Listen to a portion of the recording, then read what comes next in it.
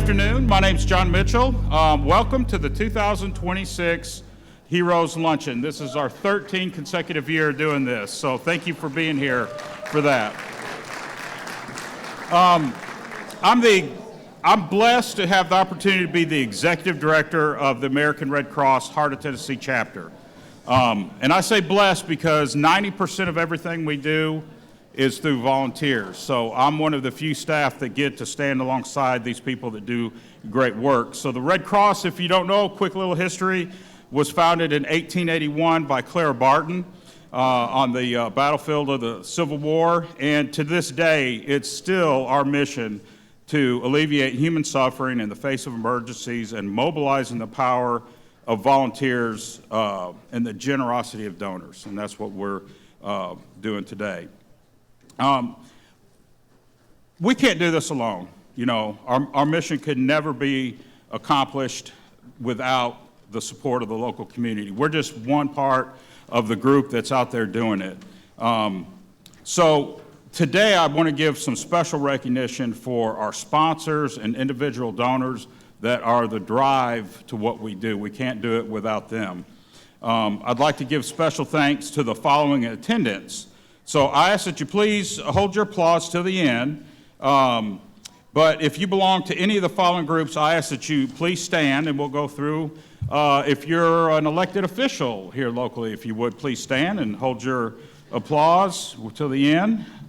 Fire emergency response professionals, very key allies for us. Heart of Tennessee Philanthropy Committee, which is part of our board. And to round that off, anybody with a Heart of Tennessee committee or board member.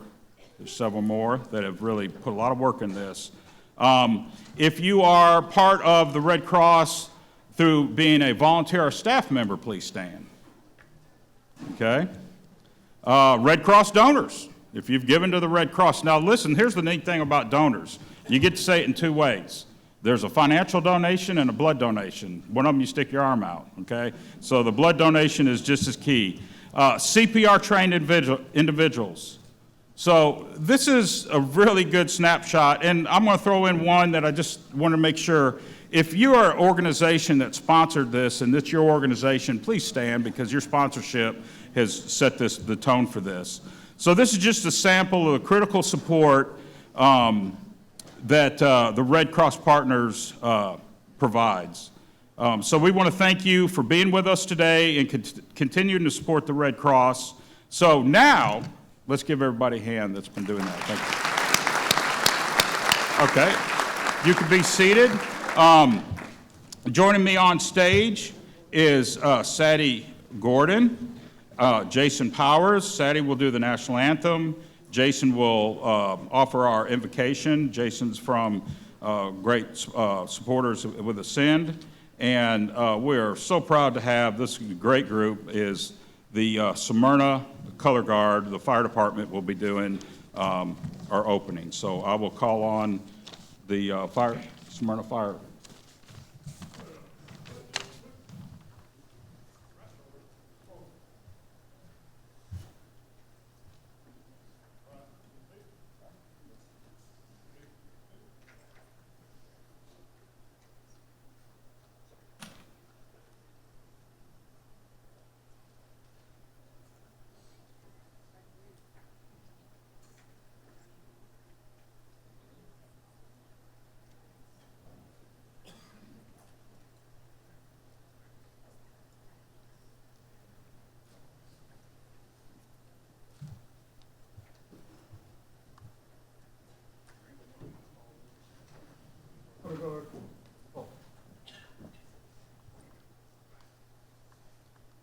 Oh, say, can you see by the dawn's early light what so proudly we hailed at the twilight's last gleaming, whose broad stripes and bright stars through the perilous fight o'er the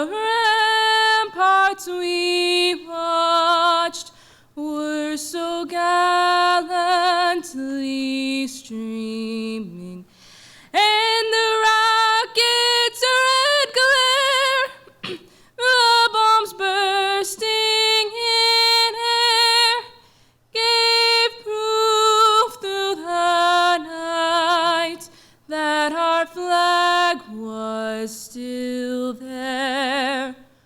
Oh, say does that star-spangled banner yet wave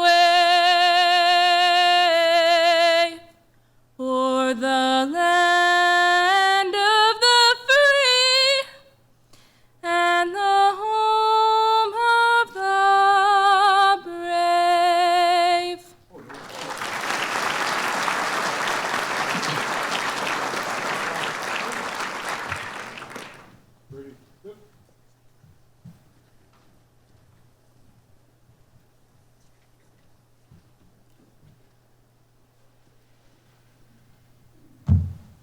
Thank you so much, Sadie, high school student at Central Magnets High School. Let's pray. Heavenly Father, we do come before you today with our hearts lifted in praise and thanksgiving. Thank you for this event here today, Lord. I ask God that you would use this time of reflection on past success, the recognition of the heroes among us today, and as we look forward to the work ahead of us with hope, we ask that you just do a great work in our midst. And God, we thank you for every staff member, for every volunteer, for every donor, for every partner who made this event possible today and whose selfless dedication strengthens the Heart of Tennessee chapter. Lord, we ask that you would inspire us with the stories shared with us today, the lives of the recognized. May they inspire us to do our own work, to be generous, to give where we're able, and to supply our own selfless dedication to those in need around us.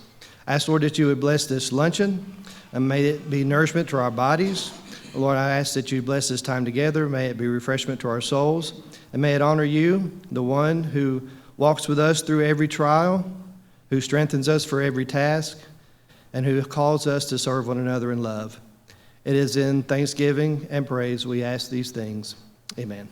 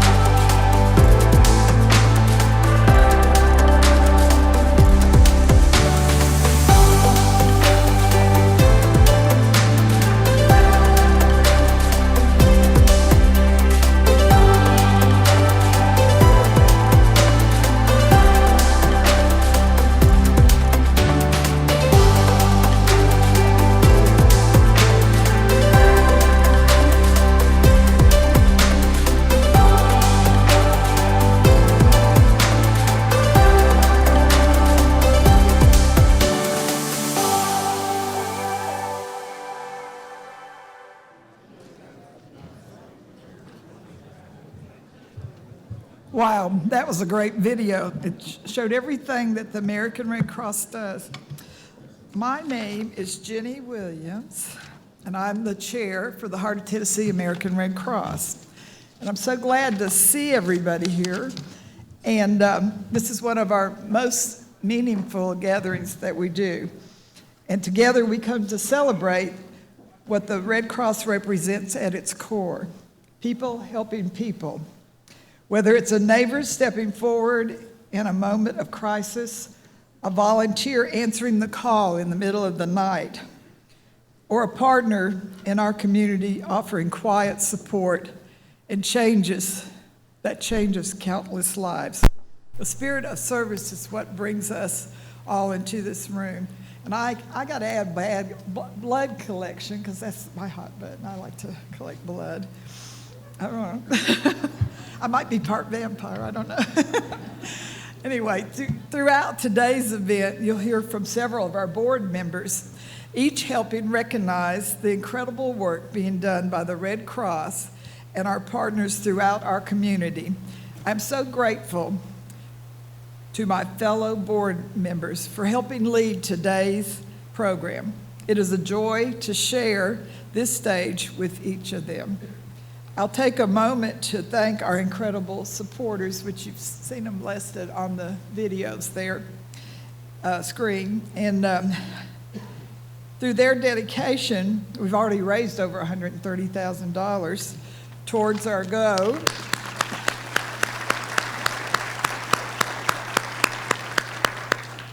Towards our goal of $155,000, and we hope we hit that today. I'm confident that with your help, we'll be able to meet today's goal, which allows the Red Cross to continue providing life-saving services when help can't wait. I'd like to give a special thanks now to our title sponsor, Nissan. Nissan's continued support of the Red Cross and our Heroes Luncheon provides an invaluable partnership that we are incredibly grateful for. On your tables, you'll find an orange car emergency tool, and that's courtesy of Nissan. I encourage each of you to take one of those and be prepared in the event of an emergency. Won't you help me in thanking Nissan?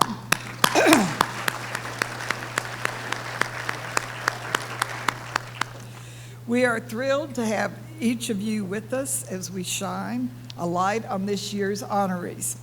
We hope today's stories inspire you as much as they inspire us. Thank you for being part of this celebration. We'll begin today's celebration with a review of the work being done in our own chapter's footprint. To present our year in review, please join me in welcoming board member Kevin Fair.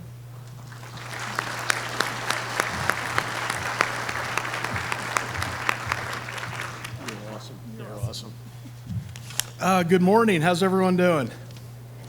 Awesome. I've served on the board now for the Heart of Tennessee chapter for the American Red Cross for the past couple of years. And when I look at what this group does, we're going to talk about locally, but we're also going to talk nationally and globally. It's a true testament to people's core values of helping when folks are in a great time of need. And that's exactly what we do at the Red Cross. Today, I'm happy to share with you all the work that we have done in Middle Tennessee. And that is not Red Cross employees or Red Cross board members. That's all of you. If you have donated blood, if you have volunteered time, or if you have supported our efforts financially, all of these numbers I'm going to share with you, take great pride in knowing you contributed to that. So last year, 417 volunteers worked over 28,525 hours to assist 148 families following local disasters in their darkest hours. We installed 303 free smoke alarms and provided fire safety education to make those homes safer in our communities. 453 emergency services were provided to military members, veterans, and families to support our troops through pre-deployment, deployment, and when they returned home. Blood drives. We had 635 blood drives that we hosted, and we collected over 15,000 units of blood. And finally, we taught 5,320 people in our community life-saving skills through our educational courses. Our training programs include first aid, CPR, AAD certifications, as well as water safety and disaster preparedness. 5,320 of our peers. Give yourselves a round of applause.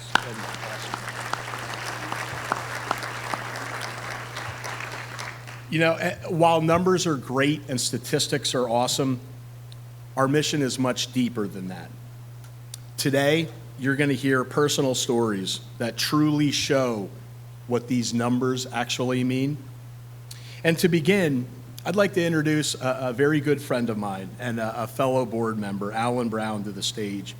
He's going to share his story, his personal testimonial, as a powerful reminder of why the work that we do matters.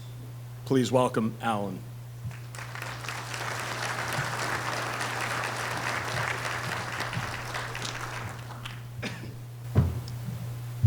First of all, thank you all for being here. Thank you, Kevin. So there should be a couple pictures popping up here right now. So I'll go ahead and admit that's probably not my best picture right here. But these pictures tell a pretty wild story, and I want to kind of share that real quick. So it was a day a little over 2 years ago, just an ordinary day. I got up, I kissed my wife, I took my son to school, went to my office. I went and volunteered for the Chamber of Commerce that day at their golf tournament. Ran home, let my dog out, grabbed my son, went to Old Fort Park where I played in an intramural rec league. At this point in time, I thought I was like one of the healthiest people in the world. I ran marathons. I used to box.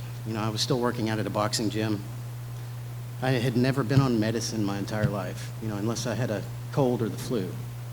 But at 7 o'clock that night, I was on the pitcher's mound of a baseball field, and I caught a ball, and then the lights went out. I dropped the ball. I face planted into the ground, almost like you're diving into a pool. But I did it without my hands to protect me. So when this happened, I fractured my chin. I broke my nose. I had 2 black eyes. My teeth went through my mouth. And I also somehow tore my rotator cuff, which I had surgery on that later. But with all of that happening, none of that was really important at that moment. What had happened is I had a cardiac event. So, sudden cardiac arrest. At that point, I didn't know the difference between a heart attack and a cardiac arrest. I had no clue. So there was about 100 people on this field. My wife immediately called 911. Somebody grabbed my son and pulled him off to the side so he wouldn't see what was happening. And there was about 2 people out of 100 on this field that realized, hey, this wasn't a seizure. This wasn't just a fall. They ran to me. They started doing CPR. They flipped me over to keep me from choking on my own blood. I was bleeding from my chin, my nose, everywhere.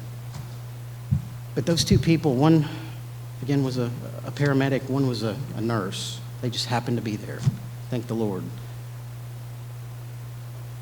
They saved my life with CPR. A few minutes later, the ambulance showed up, fire truck, police cars, all that stuff. St. Thomas was right down the street. Again, thank the Lord. I remember waking up in an ambulance for 5 or 6 seconds. There was a machine on me called a Lucas machine. So people's arms wear out. The machine continues to do CPR. But for about 5 or 6 seconds, I woke up, my ribs were cracking. And that's what woke me up. There was somebody kind of holding my hand saying, stay with me, stay with me. Again, the lights went out. CPR had saved me again. It seemed like a few days later, I woke up in the hospital. I was in ICU. I had no idea what had happened. I thought maybe I'd been in a car accident. The last few days just disappeared. And that's when the doctors came out. That's when my family came up to me and they started saying, hey, you had about a 5% chance to survive. You were basically dead. You were resuscitated twice.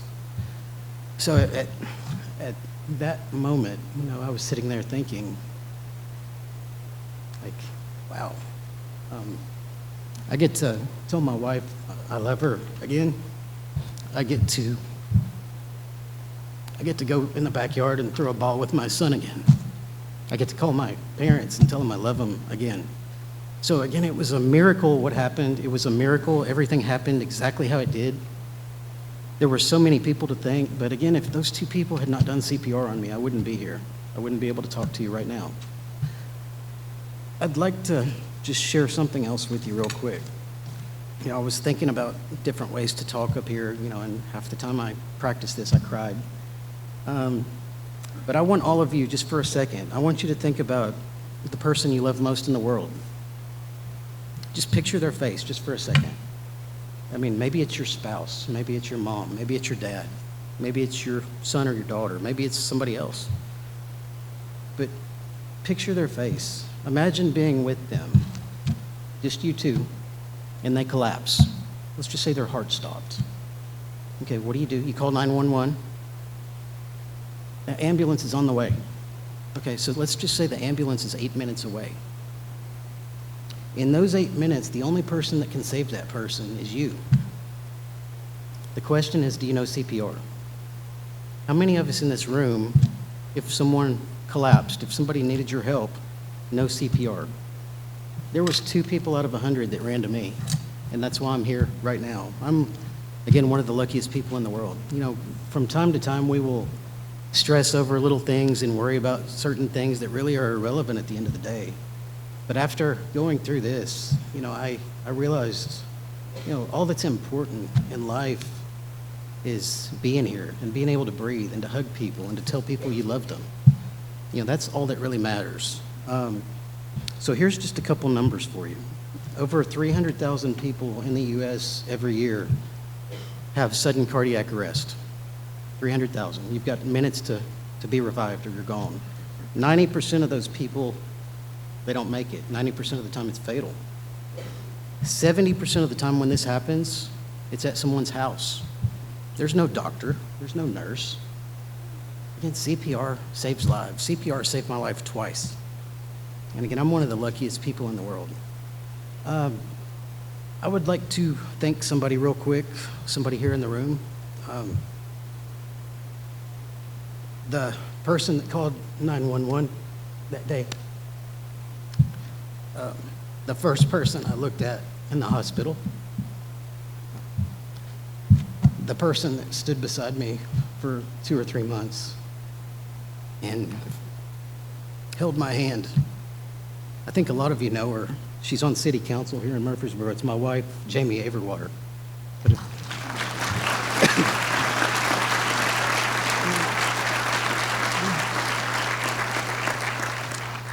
But, you know, again, I'd like to say thank you all for being here. Thank you for supporting the Red Cross. Thank you for listening to my story. Just think in the back of your head, you know, am I CPR certified? Would that be worth it to me or my family or to the person sitting beside me? Maybe I know him, maybe I don't. But again, if you're not, please consider that. You know, this happens every day to somebody, and you've got minutes to react, or it's over. I'm the luckiest person in the world, and I'm just really happy to be here.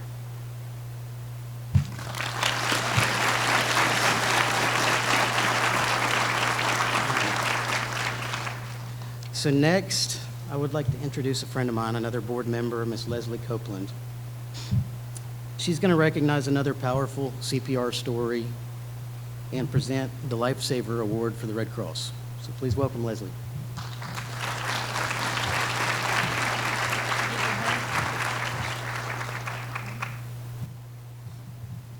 Wow. I have to catch my breath for a second after that. Thank you for the warm welcome, Alan. For over a century, the Red Cross has trained people in first aid and other life-saving skills. Saving lives is the heart of the mission. We heard Alan's story, and in that story, we heard how every second counts when it comes to an emergency. So being prepared to act quickly is critical. In cases of cardiac arrest, each minute defibrillation is not administered reduces the chances of survival by 10%. Critically important. When it comes to acting, confidence and bravery are a necessity. It's not easy to decide to act and do CPR. My husband has had to give CPR himself. They were at a paintball tournament at one point, and unfortunately, that candidate, he was a young father, about 32 years old, had just had his second son. He did not make it. It just reinforces how important this is. Because of the bravery and confidence it takes to administer CPR, the Red Cross developed the Life-Saving Awards program. This national recognition acknowledges life-saving actions performed by individuals across our communities. This past October, Allison Davidson, a fitness and wellness coordinator at Sportscom, sprang into action when a customer collapsed on the track. Allison received a STARS recognition by the city of Murfreesboro for her fast and urgent response. As noted in that nomination, she noticed that the individual was not breathing and promptly attached the AED machine to assess the situation. When the AED advised against delivering a shock, she immediately began chest compressions. Her quick and decisive action helped the customer regain breathing on his own before emergency personnel arrived. Allison's expertise, calm demeanor, and ability to act under pressure were definitely the most critical pieces of helping to save this customer's life. Her dedication to the well-being of our patrons exemplifies the highest standards of care and professionalism. So Allison, today we are honored to recognize your calm, confident action and that truly makes a life-saving difference.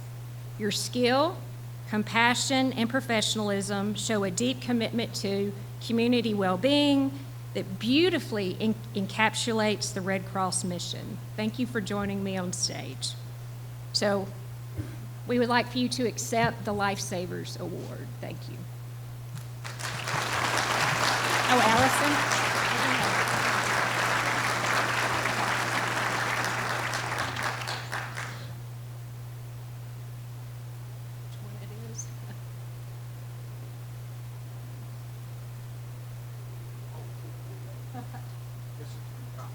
Okay, but let's get a picture.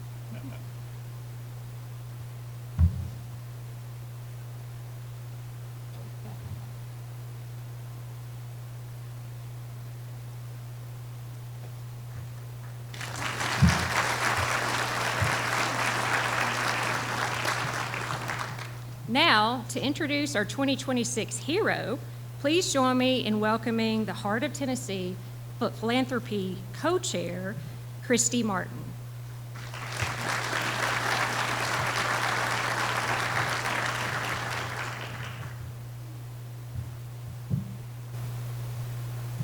Thank you, Leslie, and thank you all for being here today. Each year, the Heart of Tennessee chapter gives its Heroes Award to an individual in our community who demonstrates extraordinary commitment to the well-being of others and embodies the spirit of the Red Cross. It honors those who may not seek attention or recognition, but who quietly and consistently shape our community for the better. From building homes to supporting local organizations, this is exactly the type of community betterment demonstrated by our 2026 hero, John Floyd. If you'll turn your attention to the screens for a video highlighting John's nomination of this award and the impact he continues to make in our community.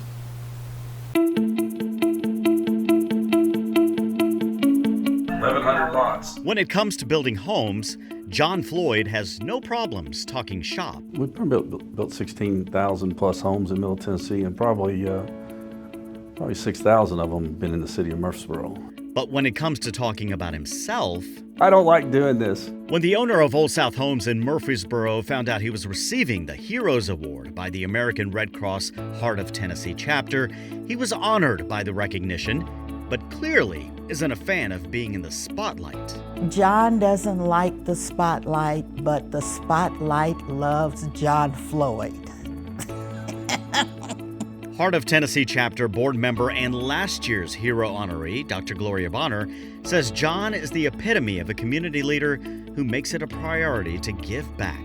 He is a community advocate, and his awareness about the needs of the community helps to set a standard for so many of us who believe in giving. He's spread pretty thin. He's asked by a lot of people. Executive Director John Mitchell is grateful for Floyd's steadfast commitment to give to the American Red Cross. I can tell you John has also responded to help with disasters outside of the footprint. He's very in tune to helping human beings or mankind when they're suffering. A prime example was during the Reedville tornadoes in 2023. The small town in Cannon County was devastated after an EF2 tornado ripped through the community in the middle of the night, leaving many homeless and in dire need of food and medical supplies. John was very intentional about making sure everybody in that community got back in their home one way or another. Saw that the storm had went through there and obviously immediately knew that need was gigantic. Just made a gift immediately. Doesn't do much good if you give the money 6 months after the disaster. He sees it as his opportunity to give back and say, if somebody in my local community has suffered through something like the tornadoes in Reedville, I'm going to do everything I can, go above and beyond to make sure these people have been stabilized and moving forward. The John D. Floyd Foundation gives more than $500,000 a year to various nonprofit organizations like Special Kids, Second Harvest Food Bank, United Way, and the American Red Cross, just to name a few. A lot of these organizations, when I was in my 30s and 40s, I actually had a working role. Now I have only one role, period, and that's just writing checks. He says writing checks to the American Red Cross is a no-brainer because the money has an immediate impact. It's an easy gift during just such dire straits when they get hit by a tornado or a hurricane or flood or whatever, a fire. He's a difference maker. So he not only is intentional, he's deliberate and he's strategic in his giving. John Floyd, welcome to the elite club of the Heart of Tennessee Heroes.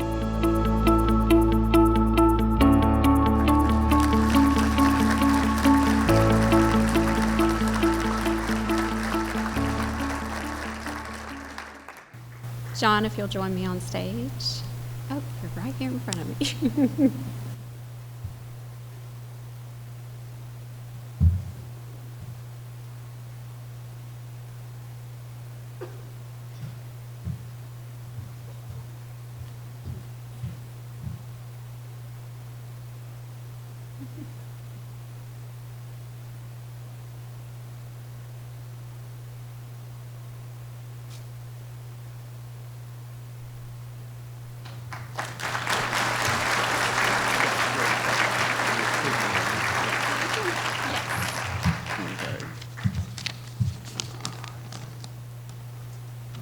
Wow.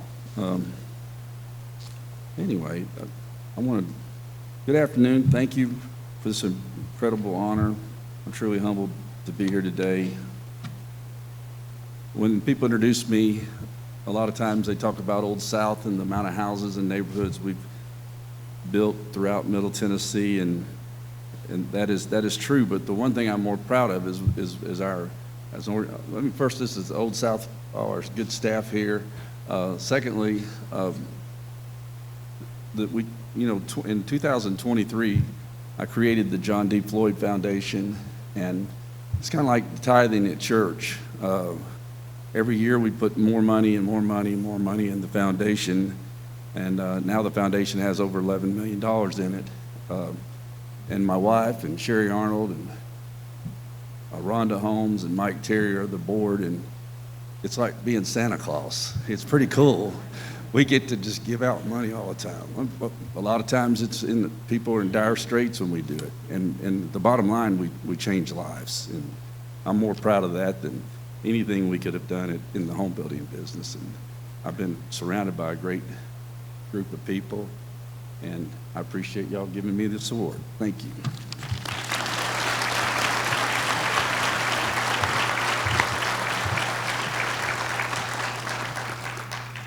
Thank you, John, for continuing to serve our community. Next, I'd like to invite to the stage Dr. Jim Calder and our 2025 hero, Dr. Gloria Bonner.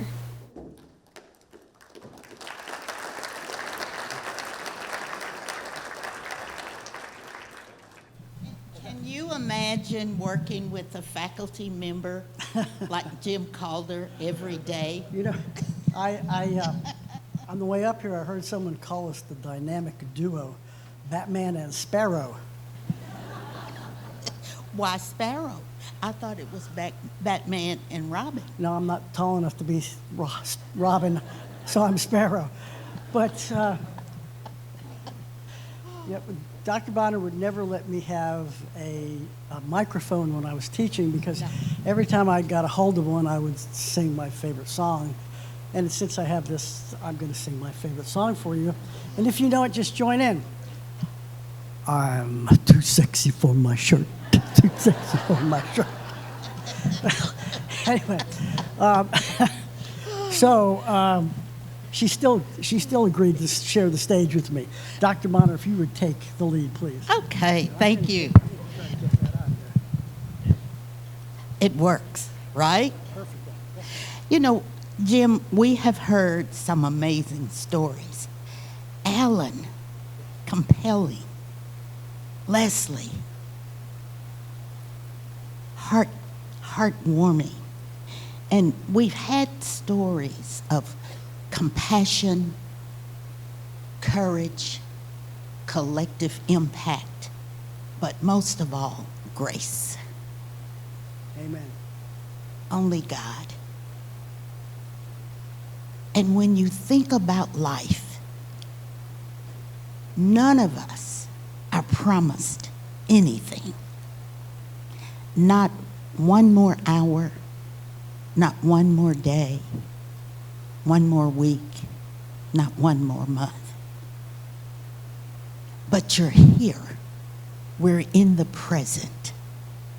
And today is a gift. Your presence here means everything to us. And John, we are here to ask from your heart to help us to continue to give to this amazing community. And there's so many ways that you can do that. We have table hosts positioned at each of your tables. And they have envelopes. It's like the plate that we pass at the church on Sundays. They're going to give you a pledge card. This is our pledge card. And Jim is going to tell you a compelling story about how the Red Cross helped him. Do you remember of course you do, the Good Friday tornado? Oh, I do. It came so quickly.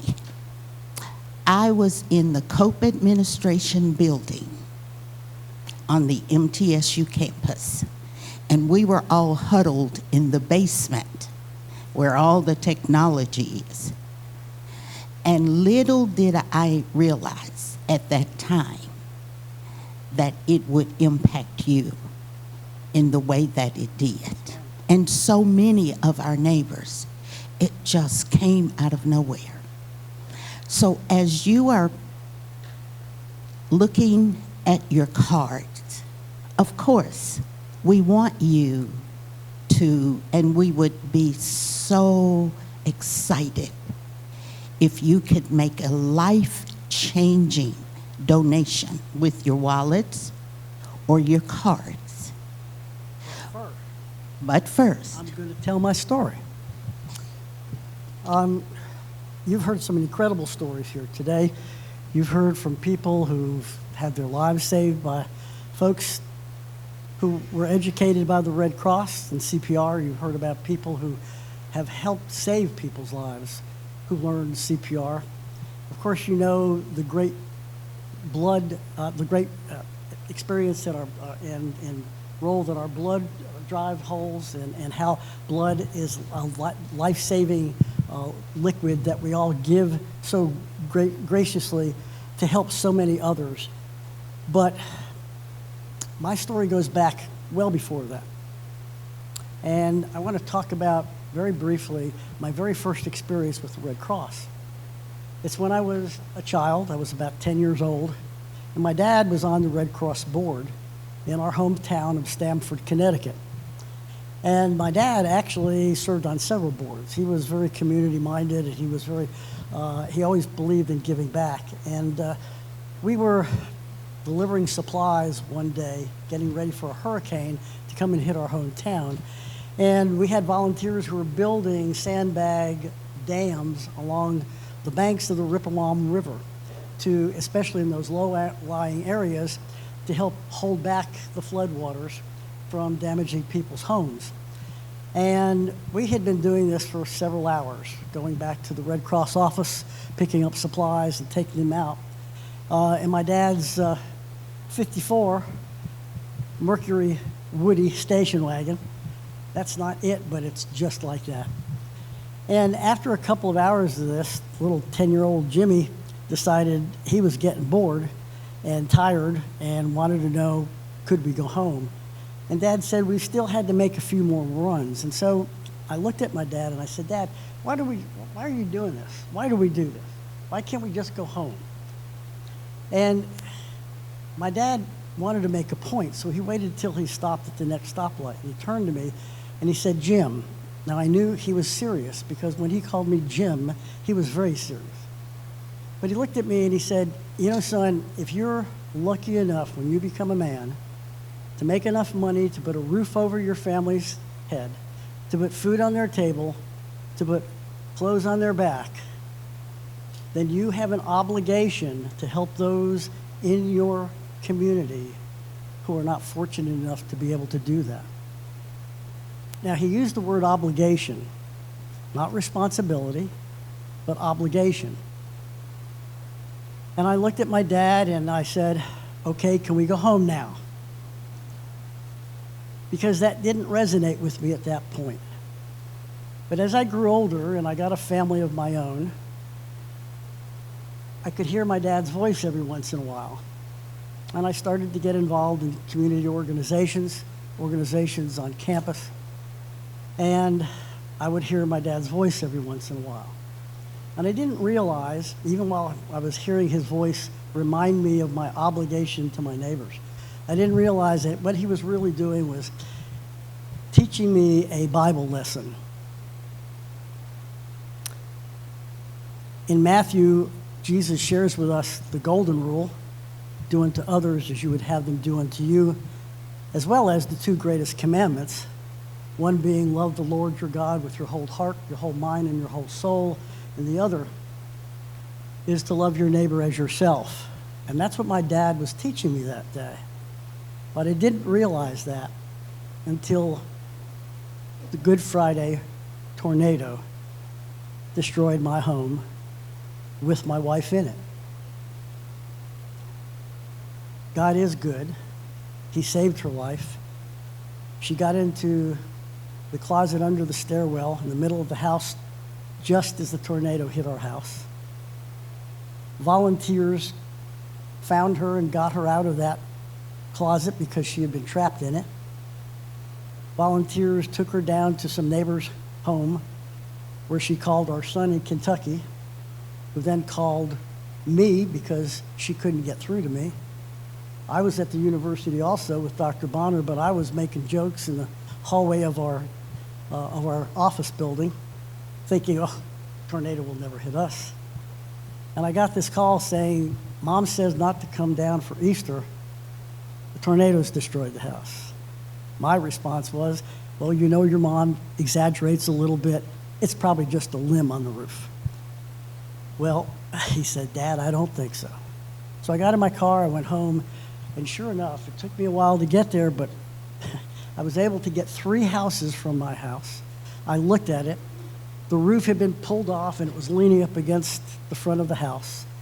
All 50 or 60 trees in our lot on the Stones River had all collapsed towards the house because of the spiral of that tornado.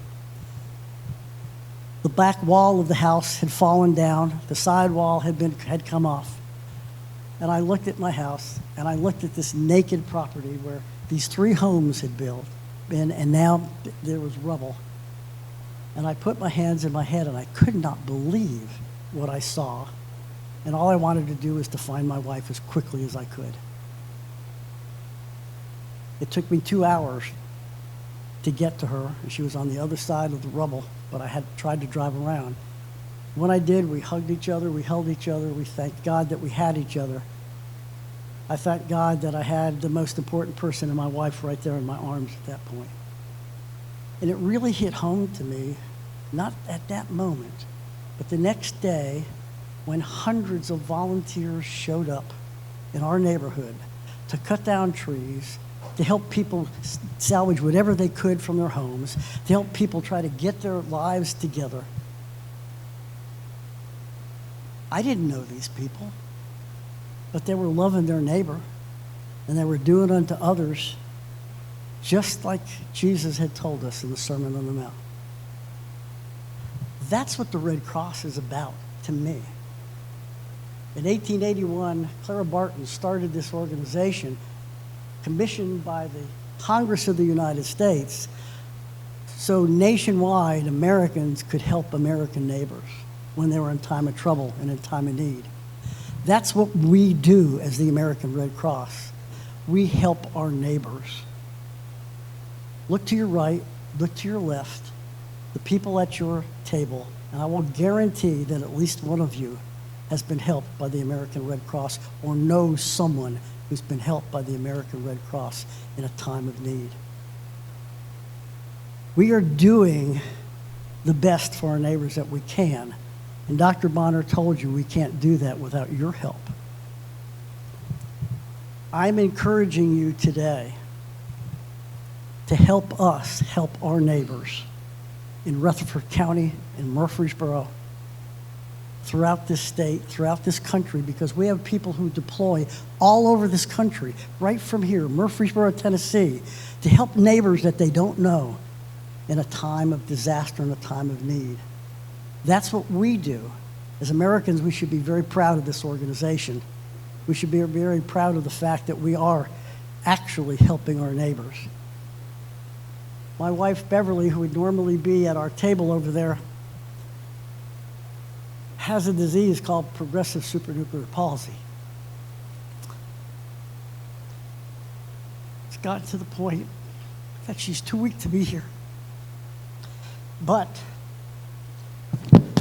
she had me make out a check for $250 because she always gives at this function every year. Even though we take out a $2,500 sponsorship, she always gives more. This is her challenge to you. When you fill out your card, I'm asking you on her behalf to give at least $250 or more. Help us help your neighbors. Help us help you in that time of need. Gloria? Thank you, Jim. We so appreciate your contribution year after year after year, your presence. And I can visibly see Beverly, who would sit at one of the back tables with you at this annual event. We need each other. And we are the perfect community for this. We are a gracious community. We are a giving community. And we are a compassionate people. Let's honor Beverly today with her challenge to each of us to give at least $250. And I'm going to ask the members of our board that we serve with every month throughout the year, could the American Red Cross Heart of Tennessee board members please stand? Please stand all over this room. We want to thank you for your valuable service and your commitment to this cause. Let's give them each a hand. Thank you. Now, Jim, here's the thing about our board members. They've challenged us each other as a board and pledged over $25,000 today.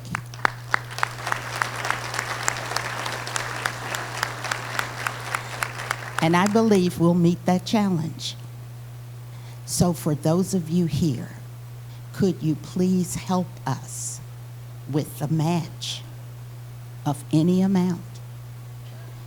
And if it's not in money or donation, please share on your pledge card, because John Mitchell would like to know your Red Cross story. Right across the top to let us know that you have a story to share, so we can begin to highlight the tremendous impact that the American Red Cross has had right here in Murfreesboro. Jim, I want to thank you for the honor of helping us to set a very lofty goal of $155,000. It's my pleasure. I want you guys to give till it makes you feel good, okay? Thank you. I appreciate you, and it's just been a joy to work with you. And please remain in, let's keep Beverly in our continued prayer, because she is one of our strongest supporters.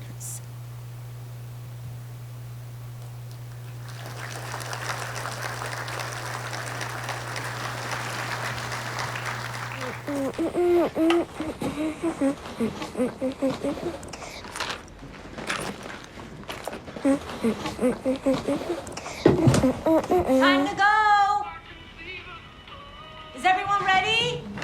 Coming.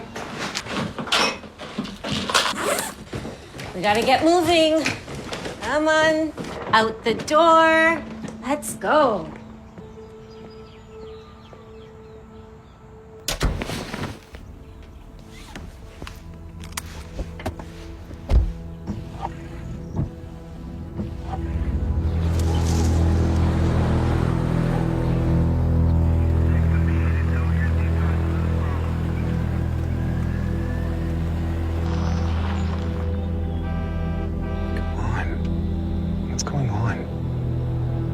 They're relying on us. Are we gonna be okay?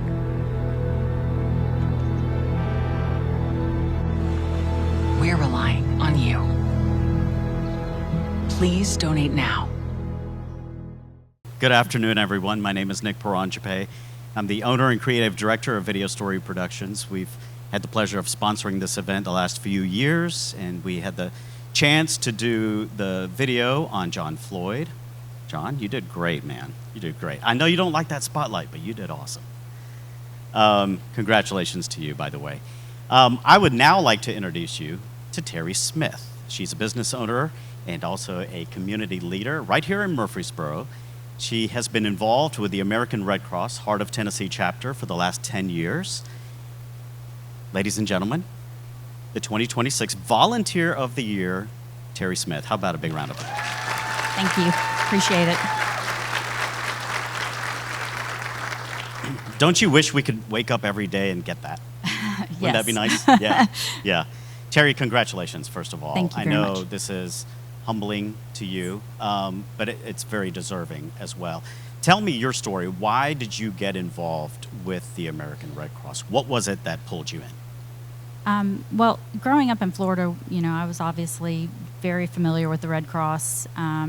Hurricanes happen, Red Cross is always there, so that was always first and foremost in my mind. But I went through Leadership Rutherford in class of 2012, and after that, I just wanted to find a way to get involved, and this was one of the opportunities that came about. Somebody suggested that I might be a good board member, and so I jumped in with both feet. So. And you grew up in Tampa, Florida. I did. We all know kind of what happens in Yes. Tampa. You get a lot of hurricanes out there. Yes. So you probably saw a lot of devastation firsthand. Your dad was also a blood donor. He was. For he many was. years. Yep. How much did you see down there with the hurricanes and your dad also being a blood donor? How much did that influence you? Yeah, I mean, of course, you know, Red Cross does so much good, and it's not just for one group. When a hurricane hits, it impacts everyone, not just a certain side of town or anything like that. It's everybody. When somebody needs blood, you know, it can impact anybody. Doing CPR classes, you know, doing babysitting classes, you know, when I was growing up. So, you know, always had that tie to Red Cross, and of course, you know, the work that they do serving the military as well. Both my dad and my stepdad were both served in the military. So, I mean, there's always been that tie. So it just felt like a good fit. And in 2020, you became chair of the Heart of Tennessee chapter. Yes. That must have been a challenge, because any other time you could be a chair, it's always a challenge. But then, of course, COVID during that year. How did you tackle some of those challenges? Well, honestly, it was a group effort because, you know, when you're going through that, you don't know anything, you know, you don't know what tomorrow is going to look like and what new thing is going to come out tomorrow, new guideline. And so, but the mission still had to continue. We still had fires, we still had disasters, we still needed blood. You know, all of that still happened. So we had to really rely on our board to come up with new creative ideas and creative ways of still fulfilling the mission. And to the board's credit, I mean, everyone worked tirelessly, and they were just so great. And everybody came up with a unique perspective. And so we just kind of tackled it as a group and made it work. So I know a couple of years ago you had a personal experience. I did. A little bit with the Red Cross. You were overseas in Greece. I was in Greece. At the Parthenon, not the one in Nashville, but the one in Greece. Yes. Oops, sorry. And you had an event. Tell everybody what happened. Okay, so it was very, very hot, and it was like 8 in the morning, and it was already like almost 100 degrees. And I had my water, but I guess I didn't eat as much as I should have. And as I was getting up close to the top, I had one set of stairs left to get up to the top. I just I looked at my husband and I said, Ronnie, I'm not good. And everything just went white. And when that happened, I just kind of fell down a little bit. And of course, he was there to help me. And people were giving him food to give to me. And the lady at the thing, she said, don't worry, I can have the Red Cross evacuate you. And I was just like, oh my goodness, please no. And at that point, it was almost my time to roll off the board and find a way to give back in a different way. And I was like, okay, God, I got this. I hear you. I'll stay on. So it helped me stay connected and continue with the Red Cross. The Red Cross in Greece Yes, as well, not yes. just here in the United States, Yes. which is incredible. You own Fast Signs in Murfreesboro. I do. Tell us a little bit about your business, and then also how you contribute with your business for the American Red Cross. Yeah, we're a sign and graphic company. We've been doing it for 17 years, and since I became involved in the Red Cross, you know, obviously time, talent, treasure, and all the things that you can do to give.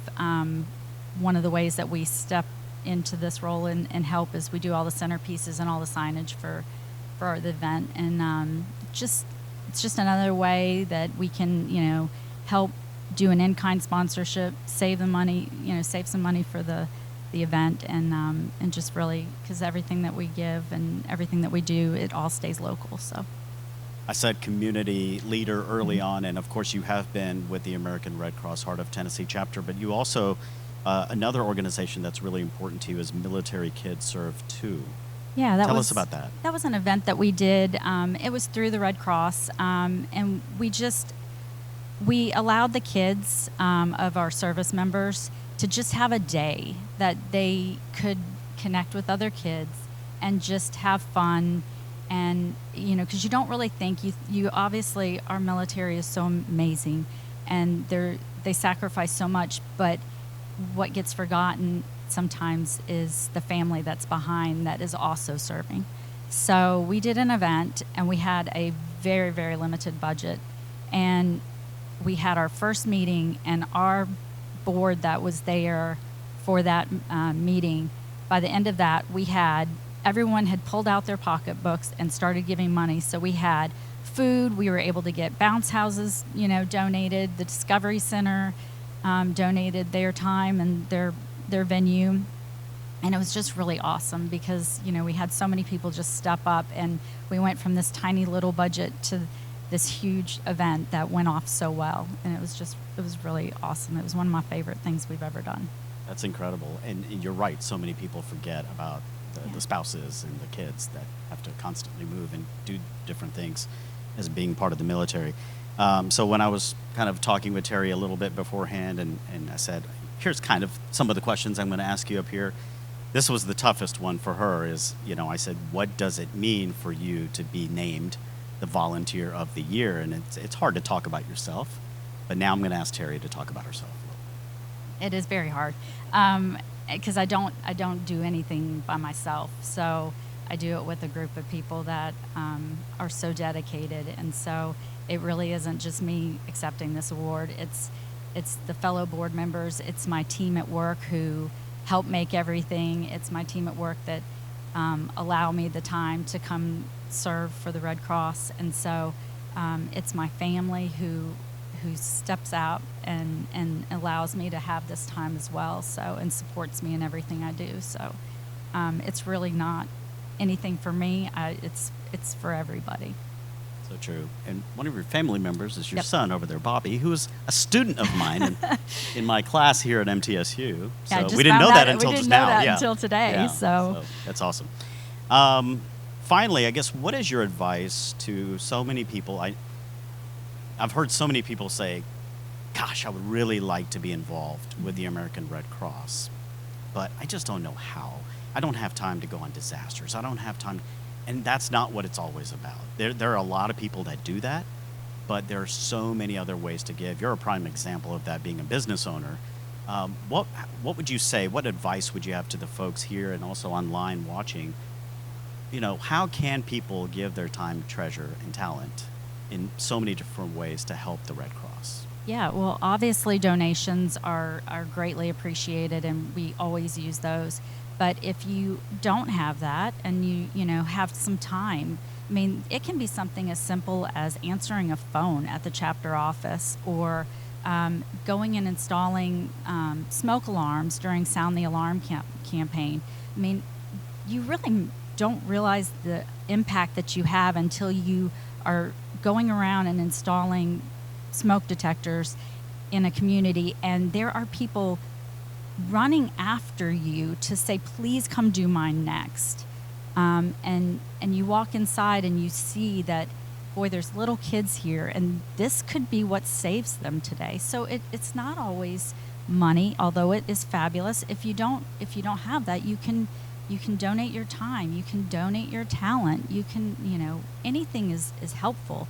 And again, it all benefits this community.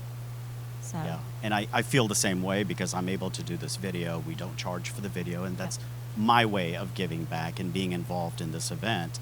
And I feel like that really is a way. At first I was like, well, I'm just doing a video. Well, no, it means something, right? So you can be an accountant and you can do some bookkeeping. You can, do landscaping. You can do anything. And we've done stories on various people that give their time, talent, treasure. So certainly important. Any final words you want to say? I know you're so excited to be up here. I know. I'm glad there's a lot of medical people here that could help me if I code out. So, yeah, I just want to say, thank you guys for all being here. It really does mean a lot to everyone in our board and everyone in our community. And just if there's ever an opportunity that you could give of your time, talent, or treasure, we would just be so grateful. So thank you. Terry, thank you so much. Absolutely, Congratulations again. Being named Volunteer of the Year.